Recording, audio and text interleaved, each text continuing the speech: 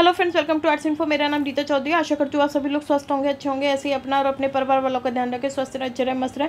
आज का video renal replacement therapy के ऊपर है। इसकी शॉर्ट फॉर्म है आरआरटी। और इससे पहले मैं बताना चाहूँगी, मेरे अभी तक जितने भी वीडियोज़ आए हैं उनके लिंक मैंने डिस्क्रिप्शन में दिए हुए हैं। फुल वीडियोज़ के लिंक देना पॉसिबल नहीं है, उतना स्पेस नहीं होता है।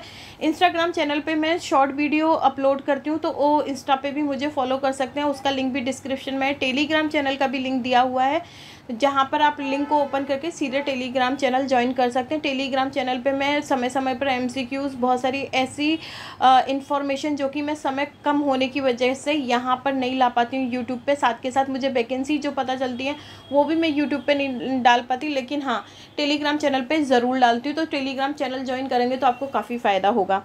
तो देर ना करते हुए आज का वीडियो शुरू करते हैं। Renal replacement therapy, what is the renal replacement therapy?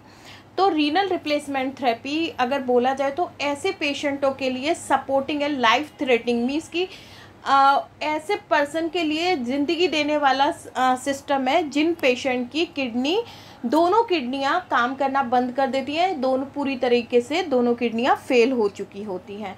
तो ऐसे पेशेंटों को जिंदा रखने के लिए हम एक थेरेपी अपनाते हैं जिसे हम क्या बोलते हैं, रीनल रिप्लेसमेंट थेरेपी।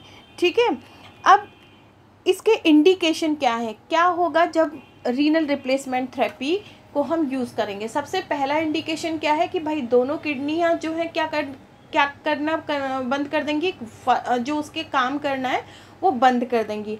इसके अलावा एक्यूट रीनल फेलियर वाले पेशेंटों में इसकी ज़रूरत होती है, क्रोनिक रीनल फेलियर में भी ज़रूरत होती है। देखिए वैसे तो मैंने समझाया है, फिर भी अगर कोई टर्म ना समझ में आए तो प्लीज़ आप मुझे पिंग करें टेलीग्राम पे या ये यूट्यूब के नीचे कमेंट्स में ज़रूर बताऊंगी आपको।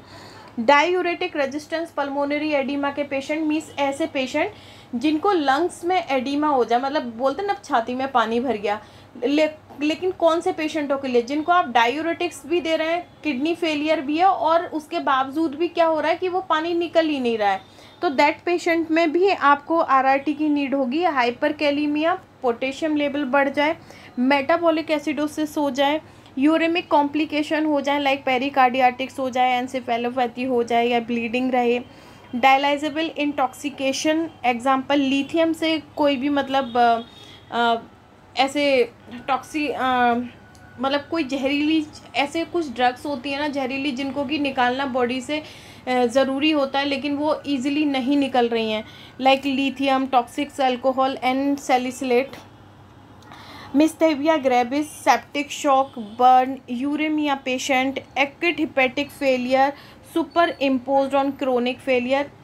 इसके अलावा ऐसे पेशेंट जिनका GFR less than 10 ml per minute per 1.73 metre square body surface area, ये BSA बॉडी सरफेस एरिया को डिनोट करता है। और क्रोनिक किडनी डिजीज़ होगी जिन पेशेंटों का क्या होगा, GFR 10 ml से नीचे होगा, 10 ml per minute per 1.73 metre square BSA होगा, तो ये इंडिकेट करता है कि पेशेंट को क्रोनिक डिजीज़ है, मतलब कि पेशेंट को क्रोनिक डिजीज़ है विद नो डायबिटीज़। लेकिन अगर किसी पेशेंट का GFR less than 15 ml per minute है per 1.73 metre square BSA, chronic kidney disease with diabetes के साथ, इन पेशेंटों में नीड होगी। साथ के साथ कुछ पॉइजनिंग पेशेंट होते हैं, जैसे कि किसी को सांप ने काट लिया या किसी ने कोई जहरीला पदार्थ दे दिया, ऐसे पेशेंटों में भी रीनल रिप्लेसमेंट थेरेपी की नीड होती है।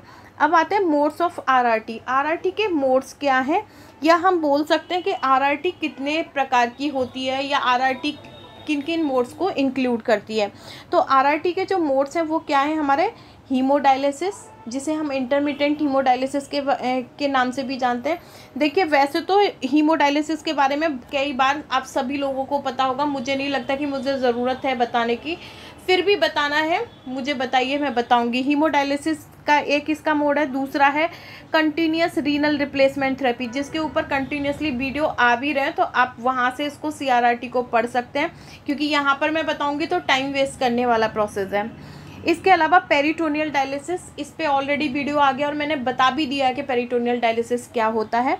एंड नेक्स्ट है प्लाज्मा फेरेसिस, ये भी मैंने बता चुका है। तो इसके जो CRRT के जो मोड होते हैं वो RRT के मोड कितने हो गए, एक तो इंटरमिटेंट हीमोडायलिसिस, दूसरा continuous renal replacement therapy, third क्या है पेरिटोनियल डायलिसिस, एंड फोर्थ क्या है, प्लाज्मा फेरेसिस और प्लाज्मा एक्सचेंज। ये भी मैंने बता दिया, कोई ना समझ में आए कमेंट्स करिएगा, मैं ज़रूर बताऊंगी। यहाँ पर मैंने आरआरटी के मॉडलिटी के ऊपर ये पिक्चर्स दी हुई हैं कि हीमोडायलिसिस, पेरिटोनियल डायलिसिस, जैसा आप देख रहे हैं, पेरिटोनियल डायलिसिस, हीमोडायलिसिस, हीमोडाइफिल्ट्रेशन, हीमोफिल्ट्रेशन, ये सारे के सारे मैंने यहाँ पे पिक्चर के थ्रू समझाए, तो आप ये देख सकते हैं। इसके अलावा साइन एंड सिम्टम्स क्या होते हैं आरआरटी के? साइन एंड सिम्टम होते हैं ओलिगोयूरिया, इनसफिशिएंट यूरिन आउटपुट, उसे हम क्या बोलते हैं, ओलिगोयूरिया। एनयूरिया मीन्स कि यूरिन ना आना, high serum creatinine, high urea level ever fix criteria, metabolic acidosis, dangerous fluctuation in serum sodium and potassium, means कि सोडियम और पोटेशियम के जो रेंज है उसमें तेज़ी से बदलाव आए।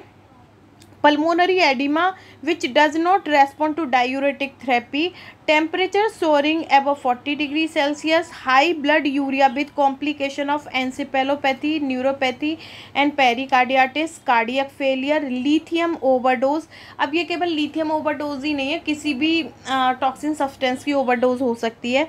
Patient who need to be infused with large amount of fluid blood but cannot tolerate volume infusion without risk of pulmonary edema। ऐसे पेशेंट जिनको कि नीड होती है इन्फ्यूज़, मतलब पानी चढ़ाने की नीड है या सेलाइन देने की नीड है, लेकिन पल्मोनरी एडिमा की वजह से उनको हम वाटर नहीं, मतलब जो NaCl है या नॉर्मल जो वाटर है उसको हम आइसोटोनिक सॉल्यूशन को नहीं दे सकते। ऐसे पेशेंटों में भी हाइपोथर्मिया, मतलब जिन पेशेंटों का टेम्परेचर डाउन है। प्रिंसिपल क्या है आरआरटी के? आरआरटी के सिंपल प्रिंसिपल हैं diffusion, convention and ultra filtration. Already इनके बारे में मैं CRRT के प्रिंसिपल्स में बता चुकी हूँ, तो आप उसे कर सकते हैं। कॉम्प्लिकेशन क्या है आरआरटी के? कॉम्प्लिकेशन है कैथेटर रिलेटेड कॉम्प्लिकेशन है, like blood loss, disconnection, infection and failure of axis. Mechanical complication है एक्स्ट्रा कॉर्पोरियल सर्किट से जो रिलेटेड है, जैसे कि ट्यूबिंग वगैरह कहीं से कट जाए, मुड़ जाए, ब्लीडिंग हो जाए कटिंग की वजह से, या बाई चांस हम लोग क्लैम्प ना प्रॉपर तरीके से उसको फिक्स करें। नेक्स्ट है fluctuation in the salt water balance, activation of the coagulation cascade, hypotension, accidental removal of tube include connection to ventilator, dialysis catheter, any airway tube. मतलब accidental क्या हो जाए, जो हम ट्यूब यूज़ कर रहे हैं वो डिसकनेक्ट हो जाए, या जो भी उसका वेंटिलेटर का ट्यूब है वो कहीं से भी इधर उधर से लीक हो जाए या डिसकनेक्ट हो जाए, या डायलिसिस कैथेटर किसी वजह से बाहर आ जाए, या कोई एयरवे ट्यूब से रिलेटेड कोई प्रॉब्लम हो जाए। इसके अलावा आरआरटी के कॉम्प्लिकेशन क्या है? Deterioration of hemodynamic status due to cardiac arrhythmia, removal of drugs use in treating underlining condition. Deterioration of hemodynamic status due to cardiac arrhythmia की वजह से कुछ प्रॉब्लम हो जाए, ठीक है, कार्डियक अरेस्ट हो जाए, इन्फेक्शन हो सकता है, कोगुलो मतलब ब्लड क्लॉटिंग हो सकती है, वीनस थ्रोम्बोसिस हो सकता है, थ्रोम्बोस हो सकता है जो वास्कुलर एक्सिस है, ऑब्स्ट्रक्शन ऑफ डायलिसिस कैथेटर और ब्लड वेसल्स, ऑब्स्ट्रक्शन हो जाए डायलिसिस कैथेटर में या ब्लड वेसल्स में, एयर एम्बोलिज्म हो जाए, muscles cramps, anaphylaxis reaction to the dialyser, अगर प्रॉपर डायलाइजर वॉश ना हो तो एनाफाइलैक्सिस रिएक्शन हो सकते हैं, पेरिटोनाइटिस हो सकता है, कैथेटर एसोसिएटेड इन्फेक्शन हो सकते हैं, हाइपरग्लाइसीमिया और प्रोटीन लॉस। ये सारे के सारे कॉम्प्लिकेशन है आरआरटी के। तो ये था आज का वीडियो रीनल रिप्लेसमेंट थेरेपी के ऊपर। अगर कुछ भी समझ में ना आए तो कमेंट्स में लिखिए, मैं ज़रूर बताऊंगी। Thank you.